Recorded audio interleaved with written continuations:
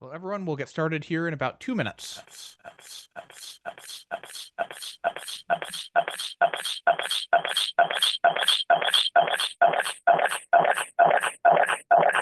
One of you is providing feedback here. There we go.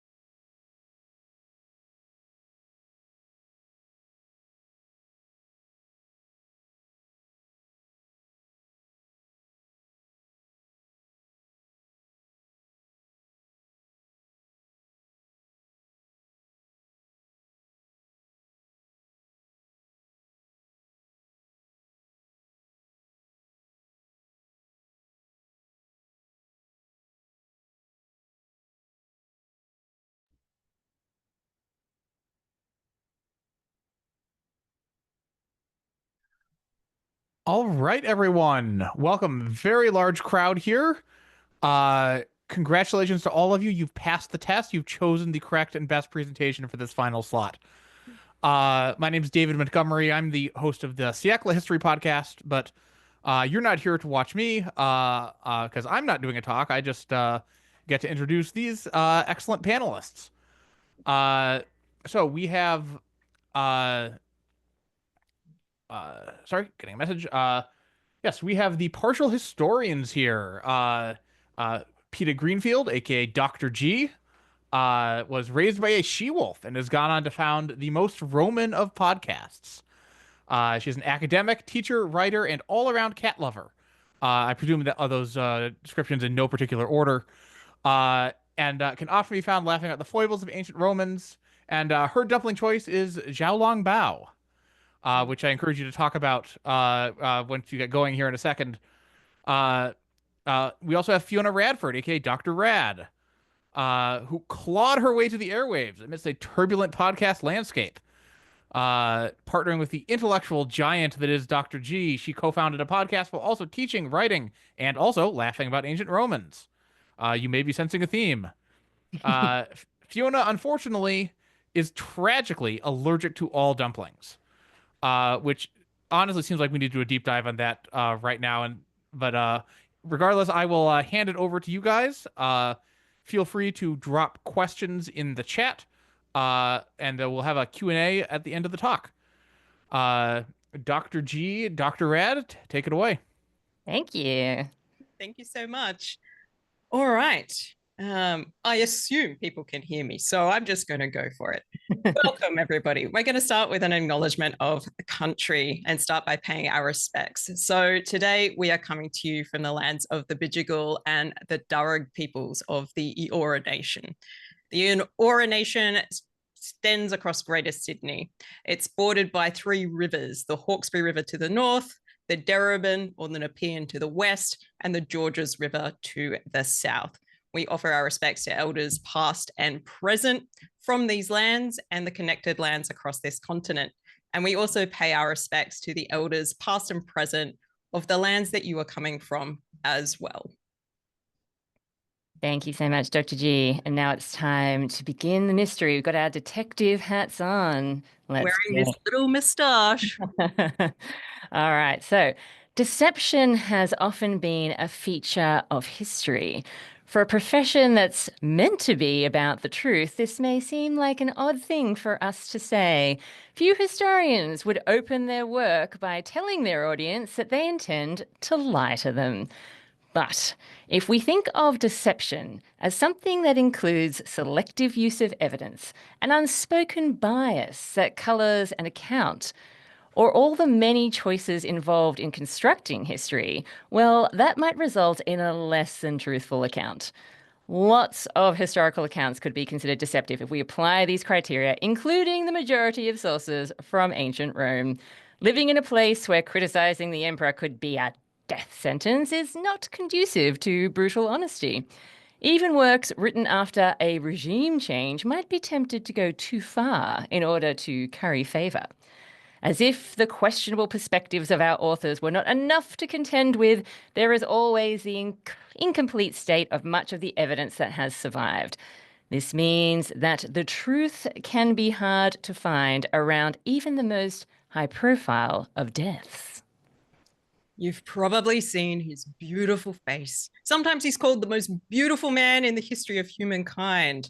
There's a website dedicated to him, proclaiming him to be the gay god, and none of the praise is exaggerated. Let me put up the next slide. Look at this man and be bewitched.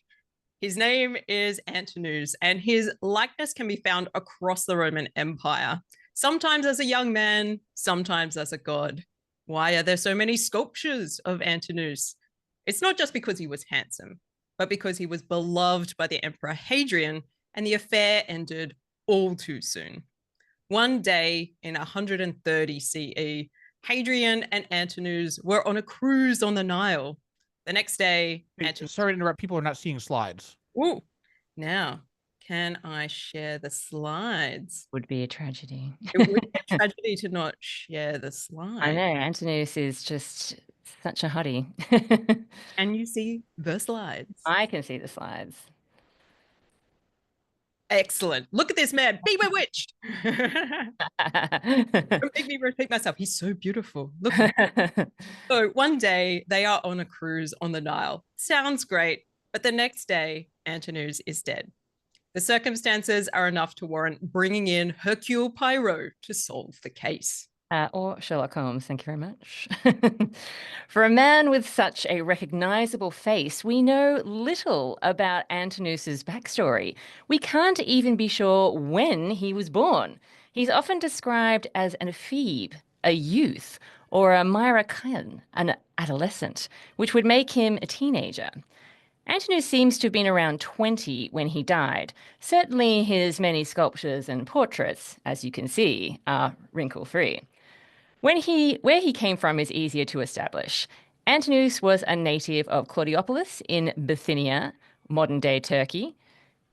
When was the fateful meet cute, though, between the Emperor Hadrian and Antinous? Was Antinous knocked in front of the Emperor's retinue and Hadrian fell for the unconscious boy as he nursed him back to health?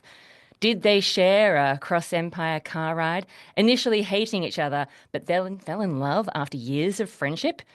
Did Hadrian have orange juice spilled on his toga and have to take refuge in Antinous' humble abode whilst he changed, setting in train one of the greatest love stories ever told? Sadly, we have almost no details about the beginning of this grand romance. It seems that they met around 123 CE, when Hadrian visited Claudiopolis. An offer to join the imperial retinue would have been a high honor indeed. It seems the most logical moment for the young Antinous to leave his family for a life in the orbit of the Emperor Hadrian. But Hadrian was not about to make things exclusive. He had an empire to run, and he was already married. Even so, Antinous was not a boy toy kept stashed away at some country estate. Was this shocking in the Roman world? A little. The paparazzi weren't necessarily going through Hadrian's trash trying to get the dirt, but a relationship between an older man and a youth was more a feature of Greek culture than Roman mores. Hadrian was famously a Philhellene, a lover of all things Greek, but many Romans might not have approved of this pairing. By modern standards, the issue is the age gap. In 123 CE, Hadrian was in his mid-40s, and Antinous may have been as young as 13. Even if he was closer to 20, the age difference was substantial. Then there's the imbalance of their power dynamic. While an emperor could kind of do whatever they wanted, if they wanted to be successful as a ruler, there were expectations regarding their conduct. So what could have led to the premature death of this stone-cold fox? There are a few theories, but foul play cannot be definitively ruled out. And true crime has taught us that people are far more likely to be murdered by people they know. So let's look at the main suspect. Welcome to the interrogation room, Emperor Hadrian. Hadrian ruled from around 117 to 138 CE, one of the so-called five good emperors. But don't let the whole good emperor thing fool you. All of these good guys had skeletons lurking in their cupboards. We'd love to say we're surprised Hadrian is a major suspect in the death of Antinous, but we can't. If we have learnt anything from studying Roman history, it is that emperors are capable of anything. After all, there's a fairly good chance that they will get away with it. Hadrian did have admirable qualities. He was ambitious, clearly has a great beard, and was a skilled hunter, and was curious about the world. He managed to be sporty and well-groomed and stylish. It's a tricky combination, colorist jealous. Hadrian also had the unenviable task of succeeding Trajan, who was such a good emperor that people had called him the Optimus Princeps, the best emperor. These were big boots to fill. Trajan adopted Hadrian, and Hadrian cemented the relationship by marrying Trajan's grandniece, Vibia Sabina, in 100 CE. It was not a happy union, and they never had any children. Hadrian apparently found his wife moody, but you might not be a happy-go-lucky wife if you were married to a man who wasn't into women. Hadrian was not a ladies' man, but a wife was a handy accessory for an emperor. In 128, Hadrian, Vibia Sabina, Antinous, and the imperial entourage embarked on a tour of the empire. Now, let's have a look here. We're giving big thanks to Assassin's Creed for all of these location shots that are obviously very historically accurate. Hadrian was big on travel. In fact, he spent most of his reign outside of Italy. The group hit up Athens, Judea, and then they arrived in Egypt. They traveled through Egypt for a year, but not all of them would return alive. Sometime around the middle of October, tragedy struck. All right, Dr. G, it's time to really consider the evidence. But this is where the incomplete nature of the evidence rears its ugly head. If there were any justice in the world, we would have a copy of the autobiography written by Hadrian and have his own honest account of what went down on that river cruise. Instead, we must be satisfied with fragmentary evidence. According to Cassius Dio's Epitometer, Hadrian claimed that Antinous fell into the Nile and drowned. Cassius Dio wasn't buying it, and he had his own theory. Antinous had been sacrificed. The fragmentary source known as the Historia Augusta mentions this rumor as well. Did Antinous voluntarily give up his life, though, or was it taken from him? Another writer, Aurelius Victor, also theorized that Antinous may have voluntarily gone to his death as part of some sort of experiment. Hadrian was intrigued by magic. He may have been trying to extend his life, a little bit like the witches in Hocus Pocus, but he had been very ill just a few years before, which may have increased his interest in fountain of life cures.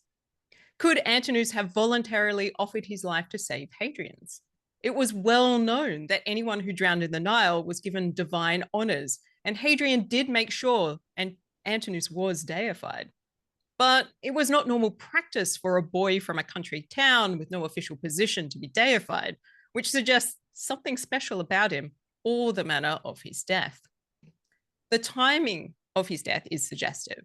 The Nile festival fell on the 22nd of October, with a commemoration for the drowning of the Egyptian god Osiris on the 24th.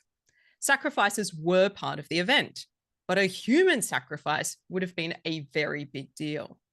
There's evidence to suggest the Nile had suffered a series of poor flood seasons in the years prior to and during Hadrian's Egyptian sojourn. A handsome youth might be just what the river gods needed. A connection between Osiris, the Egyptian god of the afterlife, and Antinous is borne out in some of the portraits of Antinous. And here we have a small selection from various sites. An inscription on the Pincian obelisk equates Antinous with Osiris and mentions a command given to Antinous by the god prior to his death. Oris Antinous. You can see the portmanteau of the two names coming together here. Awkward, so awkward. The justified. He became a youth with a beautiful face that delighted the eyes, strength with a clever heart, like one with strong arms. He received an order of the gods at the time of his passing. All uses of the hours of Osiris were repeated in him, including all of his passing. All uses of the hours of Osiris were repeated to him, including all his work, as a mystery. The obelisk also indicates that the Nile floods were back to their normal gushing selves after Antinous' death. Coincidence? Cue the smuggest of smug faces from the nameless Egyptians who must have put the idea for human sacrifice on Hadrian's radar. Things aren't looking good for our hero, Hadrian, but could there be other suspects in the death of Antinous? Let's cast our investigation a little wider. Was Antinous' death a tragic accident, or was he pushed? A young man with a hold over an empire has all the right ingredients to put palace officials' noses out of joint. Could there have been an arrangement to make a murder look like a sacrifice? Who stood to benefit from the death of Antinous? Surely not Hadrian. He was a man with a beautiful young lover taking a river cruise on the Nile. It sounds like a pleasure jaunt to us. But a beautiful lover is also someone with very unofficial power, the kind that persuades from the heart, maybe elsewhere. The kind of power an imperial official wishes they had. Murder is a pretty big commitment, and we'd have to suppose that the court had exhausted other avenues for getting Antinous on side. If the young man was stubborn and couldn't be bought, perhaps it was time for a dunk in river water that he couldn't come back from. We're in the realm of speculation as far as the ancient evidence goes. If there was a court coup, it was a successful one, as we don't hear about it in the extant sources. In such a case, deception would be the true winner. There's nothing quite like telling a lie and getting away with it. The lack of evidence for this theory may be enough to dismiss it out of hand, but it certainly does draw attention to the details the sources do focus on. Hadrian's apparent weakness for magic and his pursuit of longevity in the face of aging and poor health. Having a much younger lover would be a constant reminder to Hadrian of his own age. However, is it possible that Antinous committed suicide? Was death the only way he could escape Hadrian's clutches? As much as we might wish it, Antinous' inner thoughts and feelings are beyond us. The Historia Augustus tells us that Hadrian was distraught over the death of Antinous, but the feelings of Antinous were not recorded. Whether Hadrian's grief was genuine or just a cunning facade, either way, the result was impressive. The deification of Antinous and the mandate to have his likeness venerated across the Roman Empire has ensured that Antinous is recognizable to this day. The profusion of images of Antinous was just one manifestation of the veneration of this handsome youth. Hadrian founded a city in his name, Antinopolis, near the site of Antinous' death. There was a constellation named after him, and of course, the deification. Was this outpouring the sign of a guilty conscience? If Hadrian was sick of Antinous or wanted him out of the way, he had opportunities to do so. A few months before the cruise, Hadrian and Antinous had been hunting a lion together. When the lion charged at Antinous, Hadrian intervened, saving his life. This doesn't really sound like a man who was plotting to bump his lover off. So to conclude, it's a tricky case. We can't say for sure that Hadrian murdered his lover, but there definitely seems to be some deception at play. Something happened out there on the Nile, and Antinous never came up for air. The exact details are hard to pin down, hidden behind gossip, rumor, and rhetorical invective of ancient writers when discussing emperors. These factors make it difficult for later sources to uncover the truth, perpetuating the confusion. Without the discovery of fresh evidence, modern scholars can only speculate. And I think we need to finish this off, of course, Dr. G, with the obligatory evil laugh.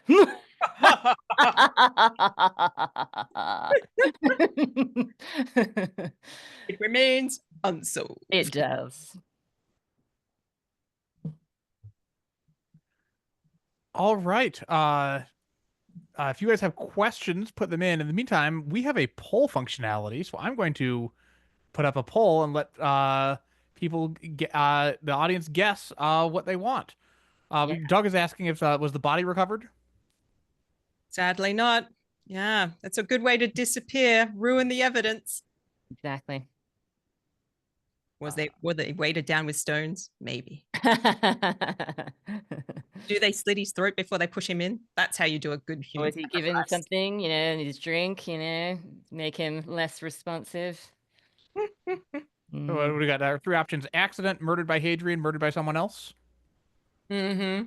And I think if it is an accident, this is where things get really interesting, actually, because then you've got to come up with a story. And the story that he fell in is the most obvious story, but also what feels like the worst explanation. Guys, just fell. just fell in. No more details are forthcoming. I was like, oh, you could describe the tragedy. Like he was wandering around above deck and, was feeling footloose and fancy free and saw a crocodile and was like, whoop, whoop, whoop, whoop. Ooh. Ooh, the poll. Accidents ranking highly so I was far. going to say, surely we convinced somebody that murder was involved. Get in there, people. Chandra asks, who do you consider the best looking emperor? Oh, well, anybody who listens to our podcast knows what Dr. G's answer is going to be. Take off my mustache though, because it's really hindering my ability to have like facial expression. Being a detective is tough work, guys. Now, the thing is that Augustus is clearly the best looking emperor, and there's no doubt about that. But the trouble is that we can't be sure that he actually looked like the way his statues are. I was going to say, yeah. Looking like the way the statues portray him. Excellent. I'm there for it. But then we do get some that are slightly more, they feel more realistic, and in which case he's not passing the mustard anymore. So this is exactly it. I mean, if you look at even statues of the Emperor Claudius, he has quite the six-pack going on in a lot of his statuary, but we know from written descriptions of him that he enjoyed the food and the drink way too much, and that's certainly not what his abdomen area looked like. And look, I certainly encourage anybody who hasn't discovered it already to look up busts of Trajan, because there are some incredible ones where the nipples are really emphasized. And while I won't say necessarily good looking, it is interesting to say that. Relevant to what you just said about Hadrian, Doug Ross asks, how much wine was on board? Oh, if only we knew. If only we knew. But I mean, this is the thing. Like, why not say, look, we'd been drinking. Yeah. We were on a cruise and we'd been drinking and he fell. Most people would go for that story. Anyone who's been on a party boat would understand where Hadrian was coming from with that. Yeah, so, and I see Elspeth's comment in the chat. I fell off a canal boat once and still don't know how it happened. See, that could be it. That could be what's going on here. Accidents happen. Accidents do happen. But some accidents are facilitated by intervention.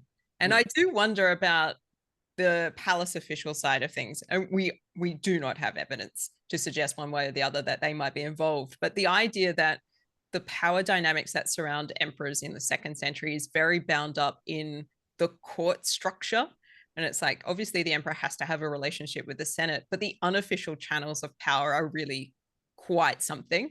And so for palace officials to be in a situation where maybe they're not able to get somebody like Antinous on side, that would be problematic for them.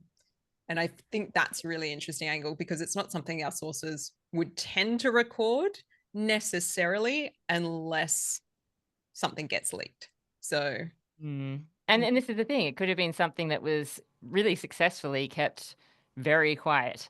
But we certainly know from other emperors' reigns that people don't tend to respond well to the people that shouldn't have power having too much influence over an emperor.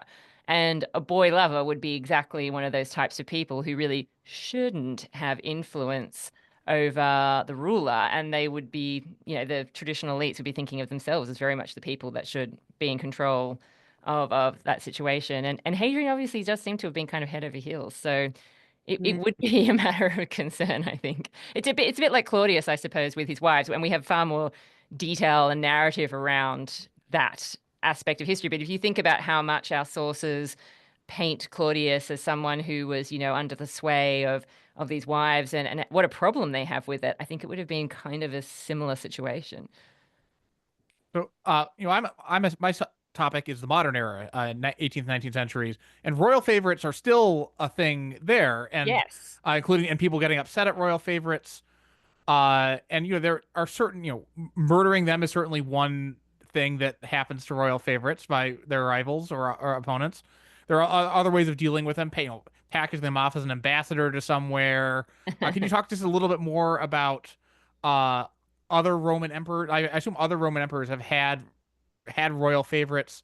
Are there other examples of different ways that this situation resolved?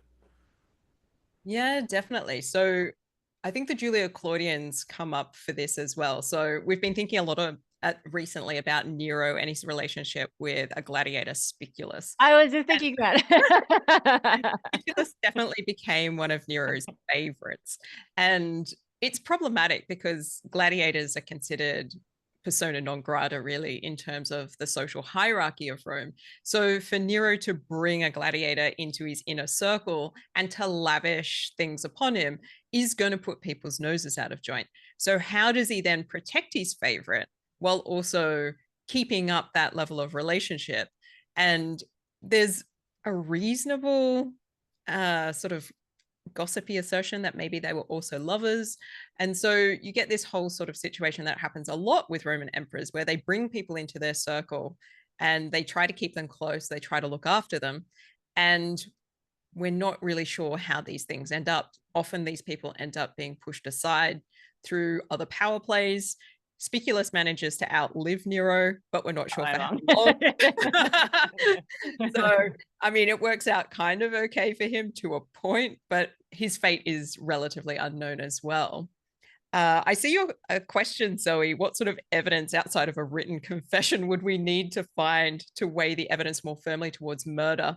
And I think one of the things that would be quite compelling is to have a contemporary primary source that is part of either the senatorial circle or part of the imperial retinue who is also writing at the time. Somebody who can assert an eyewitness element into this. That won't necessarily tip everything in favor. Obviously, witnesses can be compromised in all sorts of ways, and they could be telling you particular details that might be outside of the realm of what actually happened for their own purposes. But having a piece of evidence that comes from what would be otherwise a reliable eyewitness source would be really handy to put a different angle on this and maybe give us some insights that we don't have. And I can see a question as well. Was the Empress on the cruise? Yes. I believe so. Yeah. Could she have done it? Wow.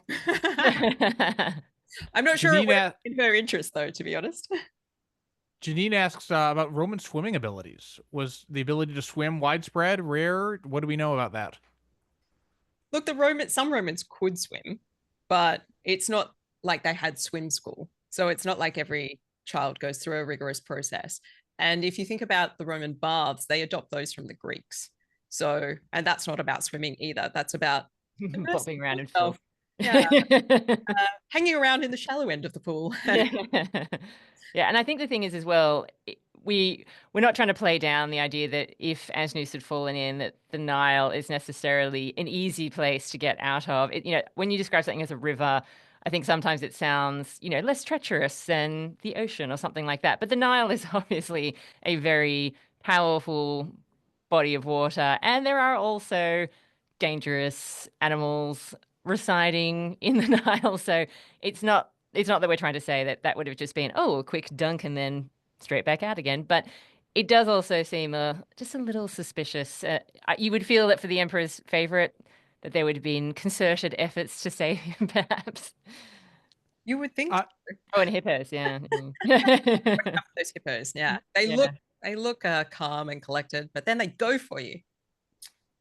One thing I'm curious if you could talk a little bit more about is obviously there's a lot of you have an emperor possibly with a gay lover, royal favorite. Like, what are the motivating factors behind our sources that might inspire them to either imply that Hadrian did it, but they're political or prejudicial or anything like that, to the contrary, to imply that someone else did it or something else happened. What's the historiography here that we should be keeping in mind when judging these accounts? Ooh, the Historia Augusta has to come up here, I think. The Historia Augusta is one of our sources for the reign of the Emperor Hadrian. I believe it is a little bit more reliable in this earlier phase, but it's still not renowned for being the most accurate place to get information. We are really lucky, though, that we do have some of Cassius Dio for this particular era. So we have a little bit more than we have for some emperors. I think the thing about Hadrian to remember as well is that whilst he is part of the five good emperors, and his reputation isn't terrible, it's also actually not the best out of all of those five emperors. I mean, I don't know, Dr. G. I'd almost say he's probably towards the bottom of the list, if not the bottom of the list out of those five. I don't know. Yeah, it's a tricky situation because of Hadrian's interest in all things Greek, he sort of positions himself ultimately as a bit of an outsider emperor.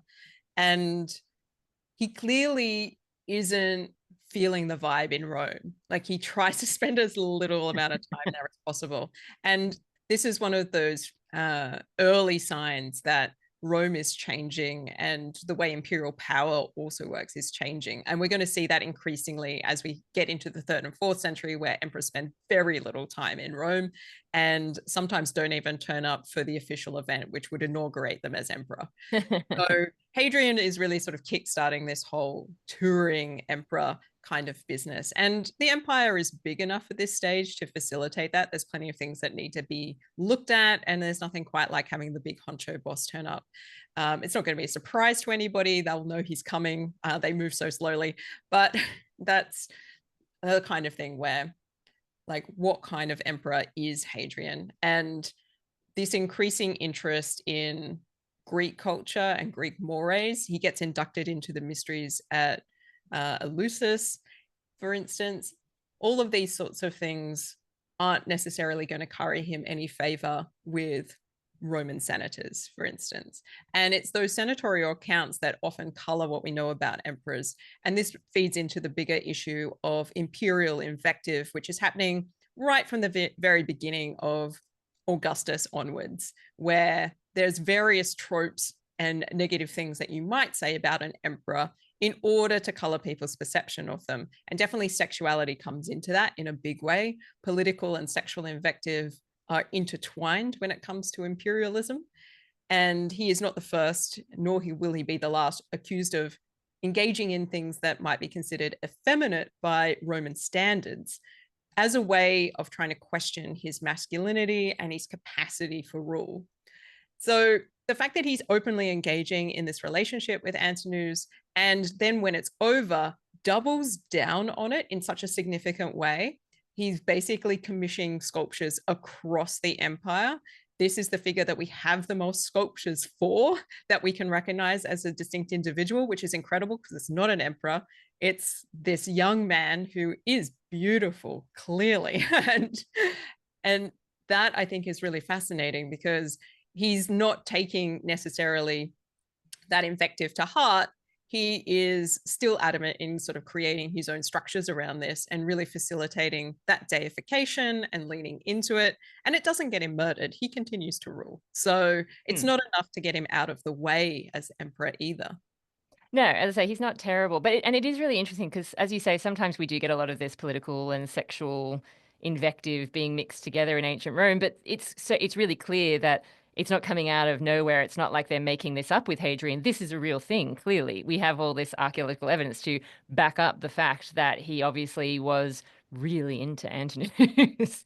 And that's what's kind of interesting about it, I suppose. There are obviously other emperors where again, we get we get a lot of attacks directed against them about their relationships with wives or freedmen or favorites and that sort of thing. And sometimes it seems like they're playing up something for a political purpose. But with Hadrian, you can see that no, this obviously was like a really big deal for him, and this obviously was a really important relationship for him. And it is really interesting to see an emperor be open in that way because it isn't something that is in really entirely tolerated in elite circles in Rome, not in a public sense, not on like a world stage kind of way.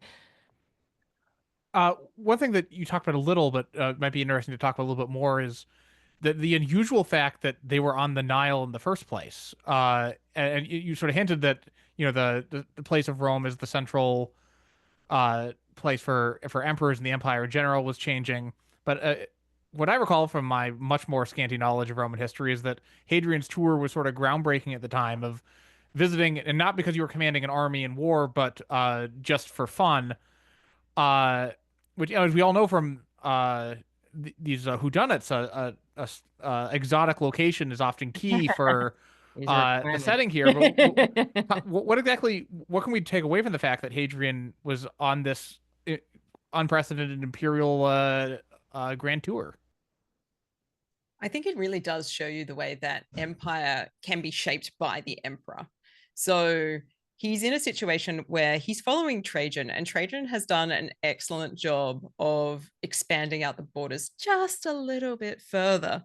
And we're in that period, in hindsight, we're at the greatest extent of the Roman Empire, where there's a sense of confidence about where they control, where their footprint is, what their cultural milieu is, and how that's expanding and shifting at those borderlands. And so Hadrian is coming into a situation where things have been like nicely wrapped up. Trajan has had a number of wars against the Dacians, and he's tied a nice little bow around that, being like, "It's done, guys. We got it." And that won't last. But Hadrian is coming into a situation where things are feeling pretty stable, which is something that enables him to go on a tour like this. And perhaps he's just a curious traveling sort of guy, I imagine. I feel like there's a character element to this as well. Like, what do we learn about Hadrian as a man? Where if you were in the position to go on some pleasure travel, would you do it? And it's like, I feel like this makes him very relatable. Being like, I just want to see what I'm in charge of, guys. Like, let's head out. Let's visit Judea. Let's visit Egypt. It could be good. We'll swing by Greece, my fave personally. I've always wanted to go there. And so that sort of thing makes Hadrian seem really human, but it also means that he's able to put his own stamp on things locally as he visits locations. So rather than feeling like he's trying to run things from the center out, he can go to the periphery and just talk directly to people and give them a sense of what he would like them to do in that power structure. And I think that is like a personable way into leadership, which maybe we haven't really seen from Roman emperors before. Yeah, and it's the sources from the Roman elite that maybe aren't as thrilled with Hadrian because of his personal behavior, because of his endless travel.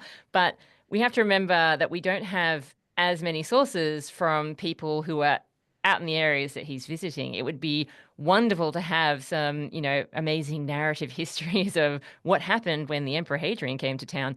But unfortunately, as usual, we don't have a lot from the provincial perspective. But presumably, being able to actually see your emperor out and about exploring this empire would have been a positive thing. It's just that from the people back in Rome, where we're getting a lot of the source material from, for them, it's something, weirdly quirky and not necessarily to their benefit.